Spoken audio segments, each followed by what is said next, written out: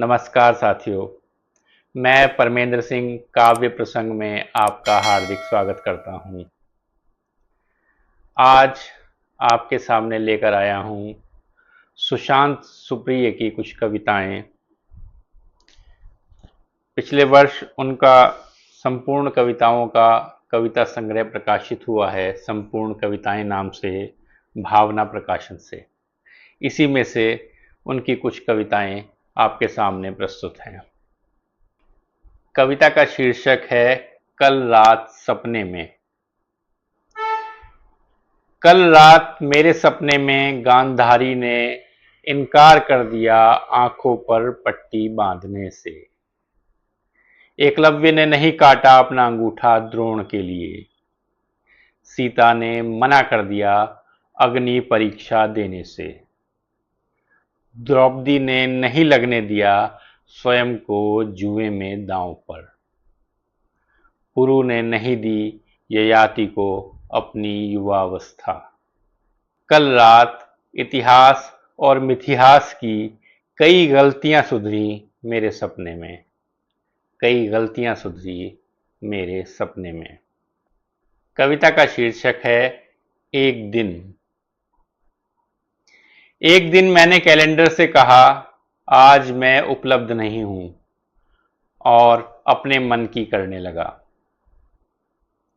एक दिन मैंने घड़ी से कहा आज मैं उपलब्ध नहीं हूं, और खुद में डूब गया।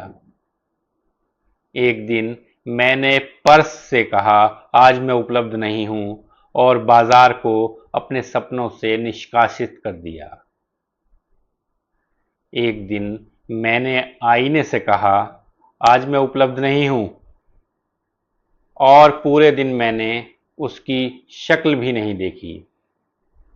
एक दिन मैंने अपनी बनाई सारी हथकड़ियां तोड़ डाली। एक दिन मैंने अपनी बनाई सारी हथकड़ियां तोड़ डाली।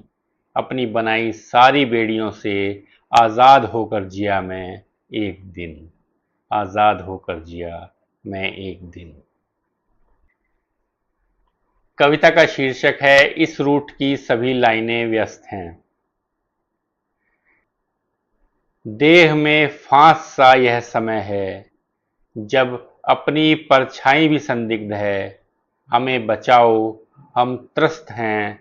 घबराए हुए लोग चिल्ला रहे हैं, किंतु दूसरी ओर केवल एक रिकॉर्डेड आवाज उपलब्ध है। इस रूट की सभी लाइनें व्यस्त हैं। न कोई खिड़की, न दरवाजा, न रोशनदान है। काल कोठरी सा भयावह वर्तमान है। हमें बचाओ, हम त्रस्त हैं। डरे हुए लोग छटपटा रहे हैं, किंतु दूसरी ओर केवल एक रिकॉर्डेड आवाज उपलब्ध है। इस रूट की सभी लाइनें व्यस्त हैं। बच्चे गा रहे वयस्कों के गीत हैं। इस वनैले तंत्र में मासूमियत अतीत है। बुद्ध बामियान की हिंसा से व्यथित हैं। राम छद्म भक्तों से त्रस्त हैं। समकालीन अंधेरे में प्रार्थनाएं भी अशक्त हैं। इस रूट की सभी लाइनें व्यस्त हैं। इस रूट की सभी लाइनें व्यस्त हैं। कविता का शीर्षक है गलत युग में।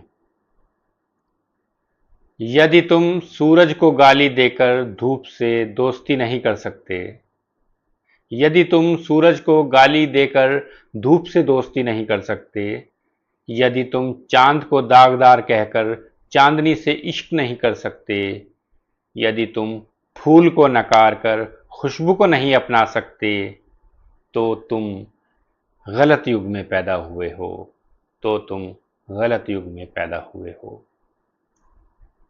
कविता का शीर्षक है मैं भी हूं भारत। आप ही की तरह गाता हूं मैं भी तिरंगे का गीत। आप ही की तरह गाता हूं मैं भी तिरंगे का गीत। जब भारत जीतता है हॉकी में, टेनिस में, मैं भी झूम उठता हूं खुशी से। हार जाता है जब भारत क्रिकेट में, मैं भी उदास होता हूं झुके हुए झंडे सा। आप ही की तरह मुझे भी गुस्सा आता है आतंकवादियों की काली करतूत पर। मुझे भी गुस्सा आता है आतंकवादियों की काली करतूत पर। कविता का शीर्षक है लोगो समझो। हवा किस भाषा में बहती है? धूप कौन सी बोली बोलती है? नदी के पानी की जबान क्या है? बादल कौन सी जाति के होते हैं? सूरज किस गोत्र का है? चांद सितारे किस धर्म के हैं? इंद्रधनुष की नस्ल का नाम क्या है? लोगों समझो, अब ना समझे तो कब समझोगे? अब ना समझे तो कब समझोगे? कविता का शीर्षक है फिलिस्तीन। एटलस हमेशा पूरा सच नहीं देता है। एटलस हमेशा पूरा सच नहीं देता है।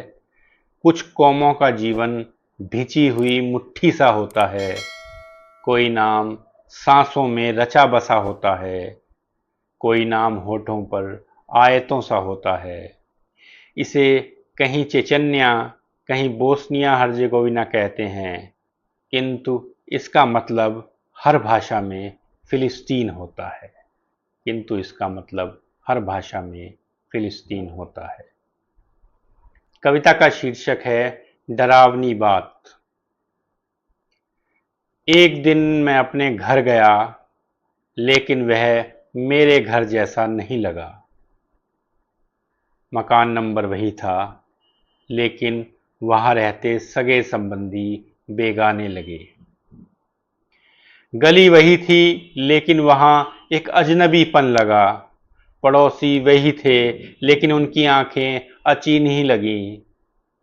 यह मेरा ही शहर था, लेकिन इसमें अपरिचय की तीखी गंध लगी।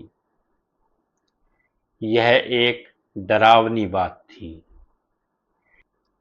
इससे भी डरावनी बात यह थी कि मैंने पुकारा उन सबको उनके घर के नाम से, लेकिन कोई अपना वह नाम नहीं पहचान पाया। कोई अपना वह नाम नहीं पहचान पाया। तिब्बत पर उनकी दो कविताएं हैं। तिब्बत एक। तिब्बत की बात करना राजनीतिक भूल है।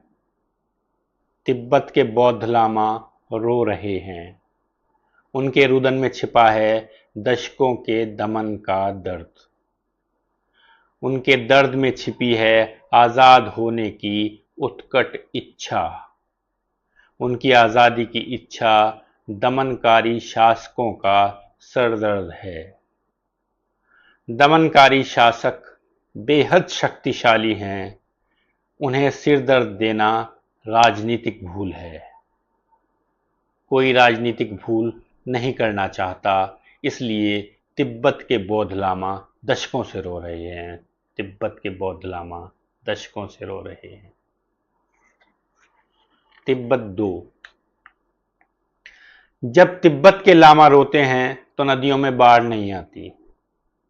जब तिब्बत के लामा रोते हैं तो नदियों में बाढ़ नहीं आती। जब तिब्बत के लामा रोते हैं तो भयंकर सूखा नहीं पड़ता। जब तिब्बत के लामा रोते हैं तो कोई भूकंप नहीं आता। जब तिब्बत के लामा रोते हैं तो धरती से केवल हरियाली, संगीत और मिठास कम हो जाती है। जब तिब्बत के लामा रोते हैं तो धरती से केवल रोशनी, सुगंध और इंसानियत कम हो जाती है। रोशनी, सुगंध और इंसानियत कम हो जाती है। सुशांत सुप्रिय। शुक्रिया मित्रों, फिर मिलते हैं किसी और कवि की कुछ और कविताओं के साथ। परमेंद्र सिंह को इजाज़त दीजिए। धन्यवाद। मित्रों, आपसे निवेदन है कि यदि आपने अब तक काव्य प्रसंग को सब्सक्राइब नहीं किया है तो इसे सब्सक्राइब कर दें, अपने मित्रों के साथ शेयर करें। टिप्पणी के माध्यम से अपनी राय से भी हमें अवगत कराना ना भूलें।